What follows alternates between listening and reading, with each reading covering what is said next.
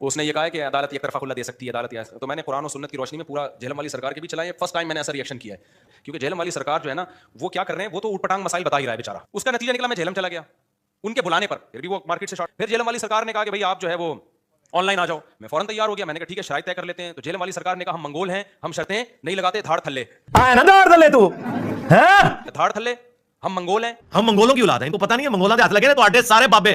شرطیں کیوں لگاتے ہو, شرطیں کیوں لگاتے ہو؟ بغیر شرطوں کے جب ڈیبیٹ ہوتی ہے تو مرغوں کی لڑائی ہوتی ہے. اور پھر منگول, حالانکہ منگول تو سارے حنفی تھے, تبھی جہلم والی سرکار کے باپ دادے پردادے سارے حنفی نکلیں گے. یہ تو حنفیوں کی وجہ سے آپ کو اسلام ملا ہے, ابا بھی حنفی دادا بھی حنفی. طلاق کے لفظ سے علاوہ اگر کوئی آپ لفظ بولتے ہیں تو پھر آپ کی نیت کا اعتبار ہوگا کہ یہ چھوڑ دیا سے مراد طلاق لے رہے ہیں یا ویسے محاورتاً بات کر رہے ہیں. اگر نیت تھی 3 طلاق کی اور بیوی کو کہا کہ تمہیں میں نے چھوڑ دیا تو 3 طلاقیں ہو جائیں گی.